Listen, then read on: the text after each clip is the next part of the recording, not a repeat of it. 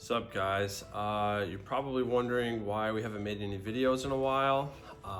It's because we decided that we didn't really like the Blackstone grill that we bought, so we sold it. I want to tell you guys the reasons why and what type of flat top type grill we're going to be purchasing. Some of the reasons were the flame kept going out on it.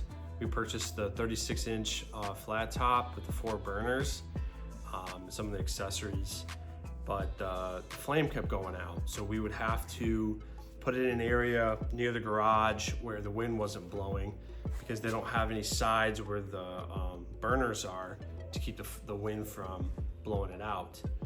Some of the other issues we had was it didn't get hot enough. We couldn't get it hot enough to do carne asada or steaks or anything like that where we needed it super hot to cook something really quick. It never got hot enough. We used it for other things too. We tried using a pot just to see if it could, boil water and stuff like that. It didn't get hot enough to do it. We also realized that you had to have the propane tank completely full of gas to use it. Once the tank started to go down, not even halfway, the flow of gas wasn't strong enough to keep the burners lit. So I was constantly going and filling the tanks. The guys that would fill the tanks for me were like, yo man, this is like $10 worth of propane. Why are you filling up so often? I told them every time that we have the tank go down just a little bit, it seems like it's not working, right? Well, I also thought, well, maybe it's the line from the tank to the grill that needs to be replaced. I replaced that the hose, and still the same issue. We have regular tanks that you use for a grill.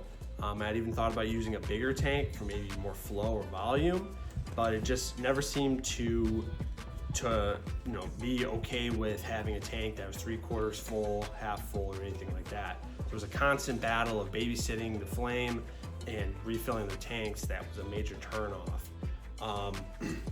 We also didn't like the way it drained. At the back end of the grill is where the drain would be.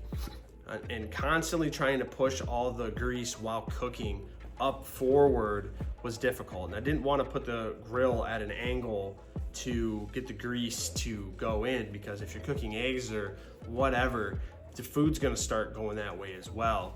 It was just something that I personally didn't enjoy having, was the grease trap in the back.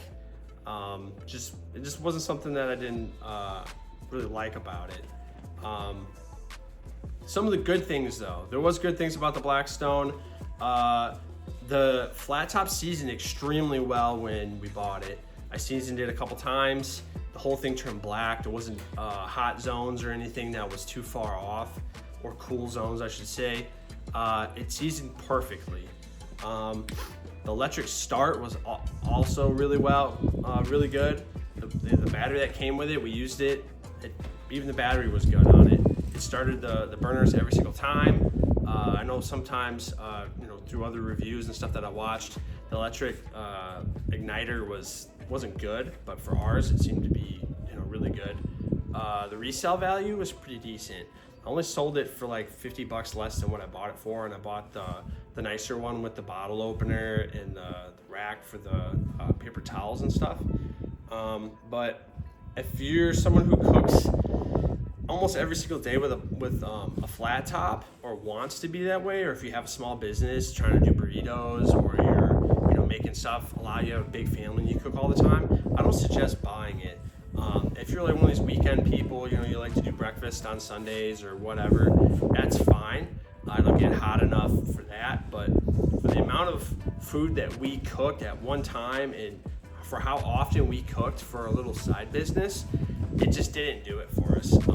We're looking at the Traegers, and they seem to have little walls around the burners to keep the wind from ripping taking the flame out.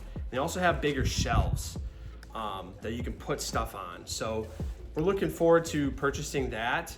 That price point is way more than a Blackstone. I think I paid $400 for the Blackstone.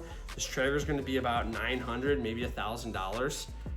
Once we get the funds to do it, we're going to pull the trigger on that, and we're going to see how well that performs. The Traeger is also a little bit smaller than the Blackstone, so we're also going to see if that matters or not. Hopefully it stays hotter.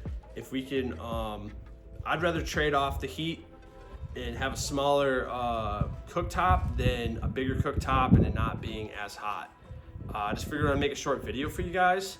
If you have any questions about it, just put it down in the comments and just let me know. Thanks.